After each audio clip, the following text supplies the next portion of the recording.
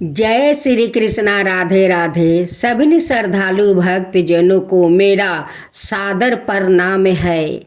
आज आप सभी श्रवण करेंगे विजया एकादशी की व्रत कथा और सभी श्रद्धालु को हार्दिक शुभकामनाएं करती हूँ विजया एकादशी की। धर्मराज अर्जुन बोले, हे जनार्दन, फागुन मास के कृष्णा पक्ष की एकादशी का क्या नाम है और उसकी विधि क्या है, सो सब कृपा पूर्वक कहिए। श्री भगवान बोले कि हे अर्जुन, फागुन मास की कृष्णा पक्ष की एकादशी का नाम विजया एकादशी है। इसके व्रत के प्रभाव से मनुष्य को विजया प्राप्ति होती है। यह सब व्रतों से उत्तम व्रत है। इस विजया एकादशी का महात्म्य के श्रवण व पठन से समझते पाप नाश को प्राप्ति हो जाते हैं। एक समय देव ऋषि नारद जी ने जगत पिता ब्रह्मा जी से कहा कि महाराज, आप मुझसे फागुन मास के कृष्णा पक्ष की विजया एकादशी का विधान कहिए। ब्रह्मा जी कहने लगे कि हे नारद, विजया एकादशी का व्रत पुराने और नए पापों को नाश करने वाला है। इस विजया एकादशी की विधि मानो आज तक किसी से भी नहीं कही है। यह समझते मनुष्य को विजया प्रदान करती है। त्रेता योग में मर्यादा पुरुषोत्तम श्री रामचंद्र जी को 14 वर्ष का वनवास हो गया था। तब वो श्री लक्ष्मण और सीता जी सहित वो पंचवटी में निवास करने लगे। वहाँ पर दुष्ट रावण ने जब सीता जी का हरण किया, तब इस समाचार से श्री रामचंद्र जी और लक्ष्मण अत्यंत व्याकुल हुआ और सीता जी की खोज में चल दिया। घूमते घूमते जब वो मरणास्तर जटाहु के पास पहुंचा तो जटाहु उन्हें सीता जी का वृत्तांत सुनाकर स्वर्ग लोक चला गया। कुछ आगे जाकर उनकी सुग्रीव से मित्रता हुई और बलि का वध किया। हनुमान जी ने लंका में जाकर सीता जी का वो पता लगाया और उनसे श्री रामचंद्र जी और सुग्रीव की मित्रता का वो वर्णन किया। वहाँ से लौट कर हनुमान जी श्री रामचंद्र जी के पास आए और सब समाचार कहे। श्री रामचंद्र जी ने वानर सेना सहित सुग्रीव की सम्मिलित से लंका को प्रस्थान किया। जब श्री रामचंद्र जी समुद्र के किनारे पहुँचे, तब उन्होंने मगरमच्छ आदि से युक्त अगाधे समुद्र को देखकर लक्ष्मण जी से कहा कि इस समुद्र को हम किस प्रकार पार कर सकेंगे।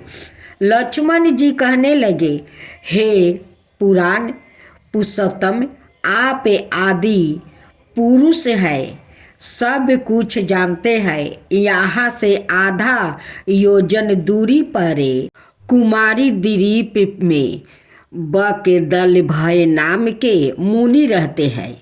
उन्होंने अनेकों ब्रह्मा देखे हैं। आप उनके पास जाकर इसका उपाय पूछिए। लक्ष्मण जी के इस प्रकार के वचन सुनकर श्री रामचंद्र जी बाका दल भय ऋषि के पास गया और उनको प्रणाम करके बैठ गया। मुनि ने भी उनको मनुष्य रूप धारण किए हुए पुराणों पुरुषोत्तम समझ कर उनसे पूछा कि हे राम, आपका आना कैसा हुआ। श्री रामचंद्र जी कहने लगे, हे ऋषि, मैं अपनी सेना सहित यहाँ आया हूँ और राक्षसों को जीतने के लिए लंका जा रहा हूँ। आप कृपा करके समुंदर पार करने का कोई उपाय बताइए। मैं इसी कारण आपके पास आया हूँ।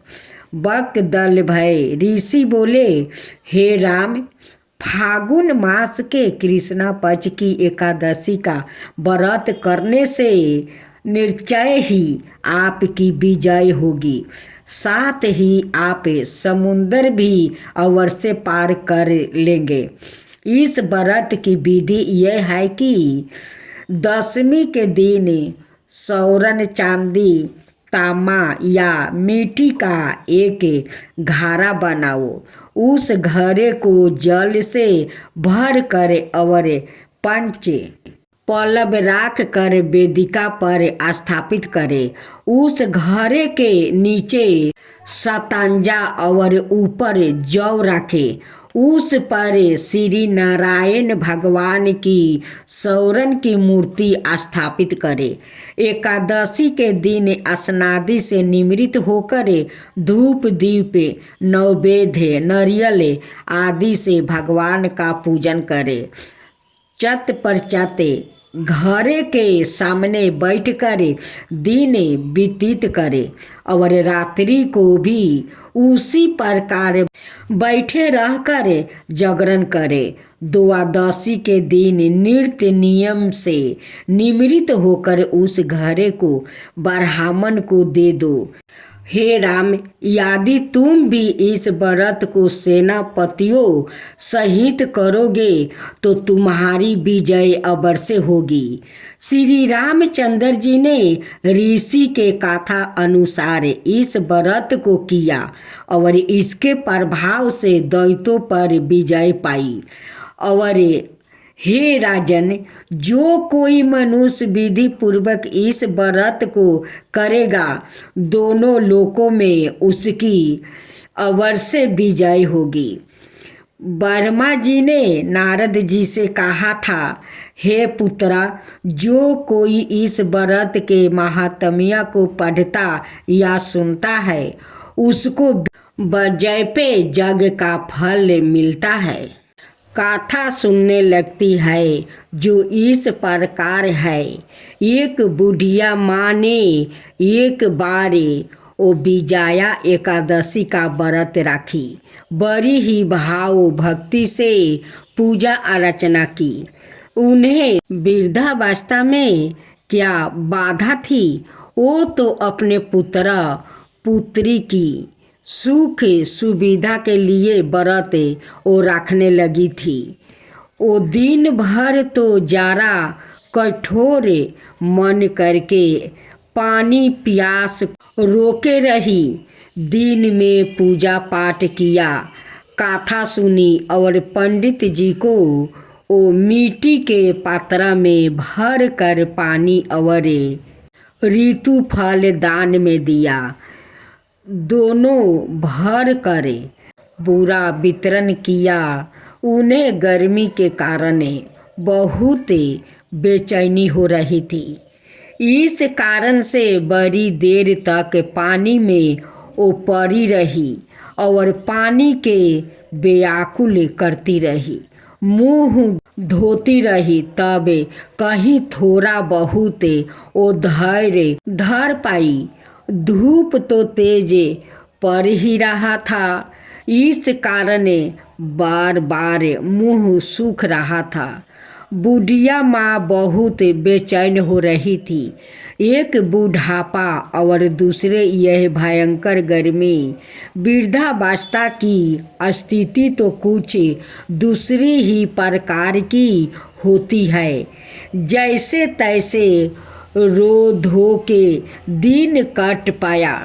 अब पहाड़ सी रात सामने थी। उसका घटना बड़ा ही कठिन दिखाई दे रहा था। खटिया पर परे शांति नहीं मिल रही थी। वो बार बार वो करवट बदल रही थी। अनेक बार वो बाहर जाती और भीतर आती। उन्हें घर के अंदर शांति नहीं थी। वो बड़ी बड़ी एकादशी माता का स्मरण करती। वो कहती रही कि हे माता जी, आप मेरी लाज रखिएगा, आप ही मुझे शक्ति दे दीजिएगा जिससे मैं भली भांति आपका व्रत कर सकूं और यह पहाड़ सी रात शांति पूर्वक व्यतीत हो सके। प्यास के कारण बुढ़िया माँ की बेचैनी तो बढ़ ही रही थी। उन्होंने धैर्य रखने का बहुत प्रयास किया, किंतु सहनशीलता की सीमा टूट गई और वो घबरा कर एकदम वो चिल्ला पड़ी, बोली कि बचाओ बचाओ बचाओ। अम्मा का चिल्लाना सुनकर परिवार भर के नर नारी, बच्चे और पड़ोसी इकट्ठा होकर बुढ़िया अम्मा की खटिया के वो समीप पहुंच गया। सबने पूछा कि अम्मा जी, आपको क्या हो गया है? आप क्यों चिल्ला पड़ी थी? आप इस वृद्धावस्था में यह कठिन व्रत क्यों कर रही है? अम्मा जी, शक्ति से ही भक्ति होती है। थोड़ी ही देर में वो फिर से बोली कि अरे, हमारे तो प्राण ही निकल जा रहे हैं। मेरी छाती पर ठंडे पानी का घारा रख दीजिए। नातियों ने दादी की छाती पर ठंडे पानी का पत्र रख दिया। तब कहीं उन्हें थोड़ा बहुत आराम मिला और थोड़े देर के लिए उन्होंने अपनी आंखें बंद कर ली। एकादशी माता ने सोचा कि ये बुढ़िया अम्मा है तो बहुत कठोर है, जरा जाकर उसकी परीक्षा लेना चाहिए। वो आधी रात को मुर्गा बनकर टेर टेर लगाने लगी। मुर्गा की आवाज़ सुनकर दादी जल्दी से उठी और बाहर जाकर आसमान की ओर देख रही थी, किंतु आसमान में कहीं उन्हें प्रातःकालीन तारा दिखाई नहीं दिया। वो सोचने लगी कि यह मुर्गा क्यों और कैसे बोल गया है। उन्हें प्यास तो बढ़ ही रही थी। थोड़ा बहुत उनका मन भी विचलित होने लगा था, किंतु अंत में उन्होंने दृढ़ निश्चित किया कि मैं अब व्रत को पूर्ण करके ही वो छोड़ूंगी, चाहे भले ही मेरे प्राण निकल जाए। यह सोचकर फिर वो खटिया पर शिथिल होकर लेट गई। थोड़ी ही देर में एकादशी माता ने उनकी फिर से परीक्षा लेनी चाहिए। एक छोटी सी बालिका एक गिलास में शरबत लेकर उनके सिरहाने खड़ी हो गई और जोर से बोली कि दादी जी, सवेरा हो गया है, आप हाथ मुंह धोकर शरबत पी लीजिएगा। पहले तो शरबत का गिलास देखकर उनका मन ललचने लगा, किंतु अचानक व्रत का स्मरण हो गया और उन्होंने सोचा कि मैं किसी भी प्रकार से अभी शरबत नहीं पी सकती हूँ, और वो शांतिपूर्वक अपनी खटिया पर लेट गई। फिर थोड़ी ही देर में उन्हें ऐसा लगा कि जैसे किसी ने उन्हें पानी के कुएं में पटक दिया हो। वो बड़ी देर तक उस कुएं में वो हाथ पाँव चलाती रही, किंतु उन्होंने अपने मुंह में पानी की एक बूंद भी नहीं जाने दी और वो दृढ़ता पूर्वक अपना व्रत वो पालती रही। थोड़ी ही देर में ना जाने कहाँ से सामने आग जलने लगी, जिससे भारी गर्मी बढ़ने लगी। प्यास के कारण प्राण निकलने लगे, किंतु बुढ़िया अम्मा का कुछ भी नहीं बिगाड़ पाए। ओ जहाँ की तहाँ ओ मुस्कुराती हुई सी बैठी रही। थोड़ी ही देर में बाहर प्रकाश दिखाई देने लगा। ऐसा लगा कि जैसे सवेरा हो गया हो। बुढ़िया अम्मा ने जब बाहर निकाल कर देखी तो समझ गई कि अभी सवेरा होने में 3-4 घंटे की देरी है। यह जानकर वो शांतिपूर्वक इधर उधर घूमने फिरने लगी। एकादशी माता ये बात अच्छी तरह से वो समझ गई कि ये बुढ़िया अम्मा किसी भी प्रकार से अपने व्रत से वो नहीं वो टाल सकती। वो उनके सत व्रत को अच्छी तरह से समझ गई। सवेरा होते ही बुढ़िया माँ ने स्नान किया, भगवान का पूजन पाठ किया, एकादशी माता की कथा सुनी, ब्राह्मणों को दक्षिणा देकर भोजन करवाई। तब कहीं उन्होंने जल ग्रहण किया। ब्राह्मणों को भोजन कराने के बाद अम्मा ने भोजन किया। उस श्रेष्ठ व्रत के प्रताप से बुढ़िया अम्मा की आहू में वृद्धा हो गई। उनका घर परिवार हरा भरा हो गया। घर में अब उनके कोई अभाव नहीं रहा। वो हर तरह के वो सुख साधनों से वो संपन्न हो गई। नाती नातियों से उनका घर भर गया और वो उसी दिन से 12 महीना की एकादशी का व्रत करने लगी। एकादशी माता के व्रत के प्रताप से इस संसार में हर प्रकार के सुख भोग कर अंत में वैकुंठ धाम को वो चली गई। ऐसा है तुरंत फल देने वाला एकादशी माता का व्रत उसी समय से संपूर्ण उत्तर भारत में यह व्रत आरंभ हो गया और लोगों के दुख दरिद्रता दूर होने लगी। कलयुग में यह व्रत अधिक प्रभावपूर्ण है। इस कारण से बुंदेलखंड की महिलाएं आज तक इस व्रत को भूल नहीं पाई है। उन्हें इस व्रत को करने की विशेष इच्छा रहती है। एक बुढ़िया माई थी। उसको तुलसी पूजा करने का नित्य का नियम था। वो प्रतिदिन खाना खाने से पहले वो पूजा करती थी और उसके बाद खाना खाती थी। वो तुलसी माता से प्रतिदिन प्रार्थना करती थी कि हे तुलसी माता, खान खीर का भोजन देना, पाट पीतम्बर का बेच देना, योगी जैसी मौत देना, स्वर्ग का वास देना, राम लक्ष्मण की कंधा देना, सीता जी का चाल चलावा देना। यह सुनकर तुलसी जी सूखने लगी। राम लक्ष्मण उधर से निकल रहे थे तो उन्होंने पूछा तुलसी जी से कि आप सूखे सूखे क्यों जा रही हो।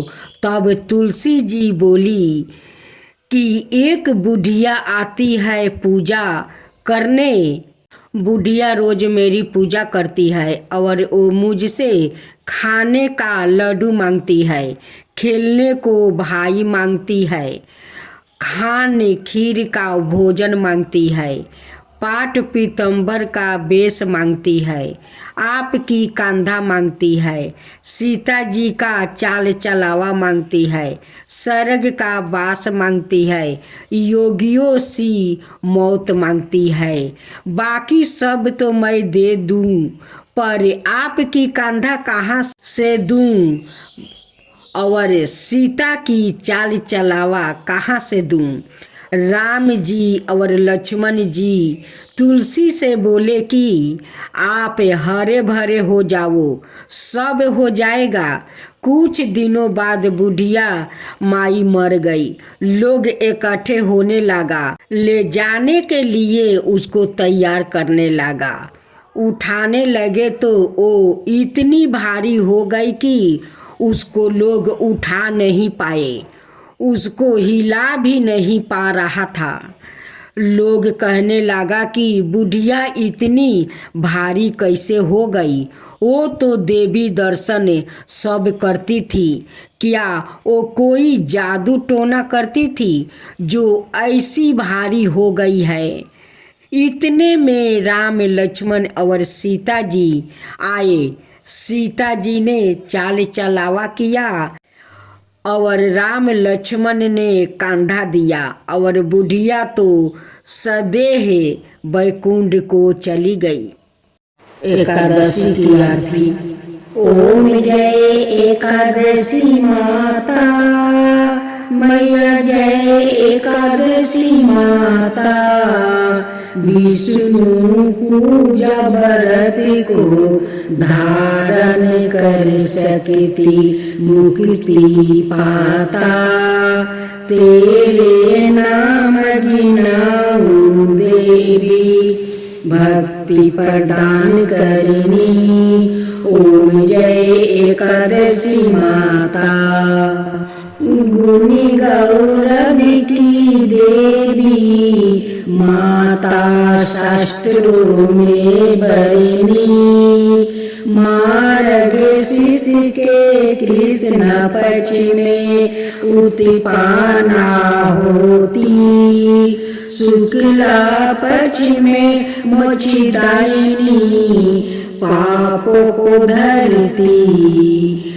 पूर्णिमा मासी के कृष्ण पक्ष की सफला नाम कहे, सफला नाम कहे।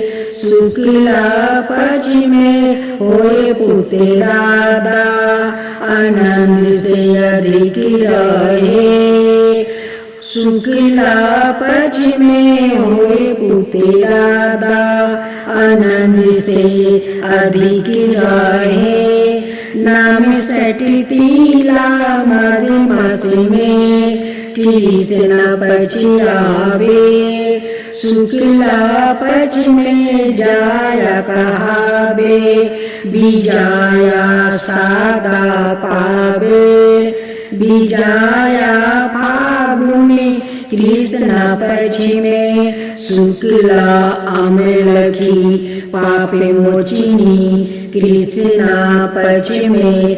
चैत्रा मासे बलि की, चैत्रा शुक्ला पक्ष में। नामी कदमा धन देने वाली, जय एकादशी माता, जय एकादशी माता। नामे बरतूनी कृष्ण पक्ष में, बैसाख महाउली। शुक्ला पक्ष में होए मोहिनी, आपरा ज्येष्ठी कृष्ण पक्षी। नामे निर्जला सब सुख करनी, शुक्ला पक्ष राखी। योगिनी नामे आषाढ़ में जानो, कृष्ण पक्ष बरनी।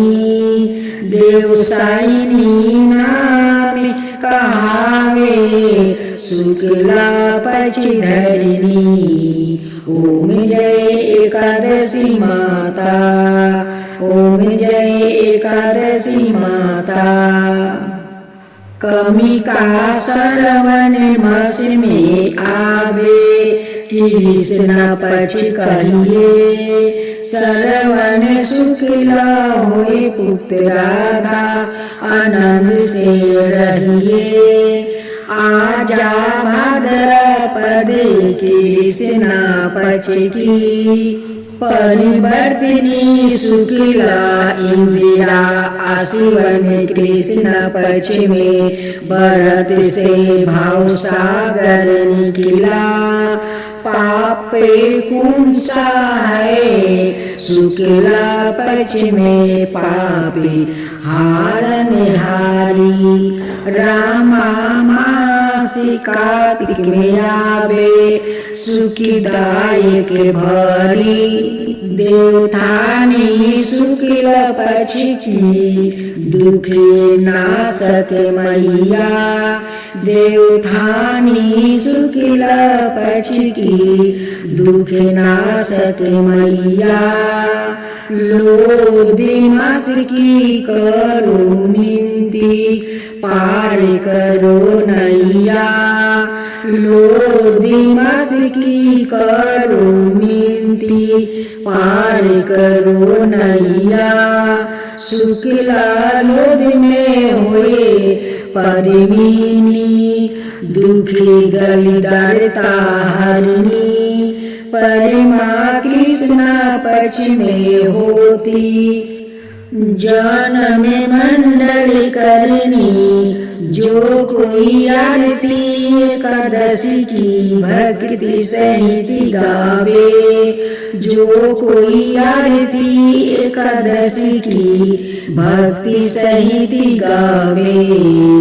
जन रघुनाथ सरग का वासन जय को पावे, जन रघुनाथ सरग का वासन जय ओ पावे।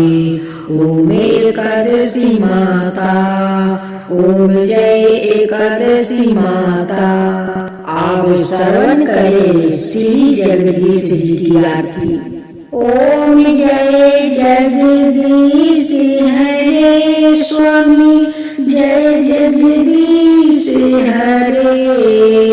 भक्तों जन के संकटे क्षण में दूर करे, जो धावे फल पावे, दुखी बीनासी मन का, सुखी संपत्ति घर आवे, कष्ट मिटे तन का। माता पिता तुम्हें मेरे शरण कहूँ किसी की, तुम बिना और न दूजा आस करूं जिसकी। तुम पुराण परमात्मा तुम्हें अंतर्यामी, पारे ब्रह्म परमेश्वरे तुम्हें सबके स्वामी। तुम्हें करुणा के सागर तुम्हें पालन करता, मैं मूर्ख खल कमी कृपा करो भक्तों। तुम हो एक गोचर सबके प्राणपति, किसी विधि मिलूं दयामा तुमको मैं कुमिति। दीन बंधु दुख हरता तुम ठाकुर मेरे, अपने हाथ उठाओ द्वारे पार तेरे। अपने हाथ उठाओ द्वारे पार तेरे। विषय विकार मिटाओ पाप हरो देवा। श्रद्धा भक्ति बढ़ाओ संतन की सेवा। श्रद्धा भक्ति बढ़ाओ संतन की सेवा। ओम जय जगदीश हरे, ओम जय जगदीश हरे।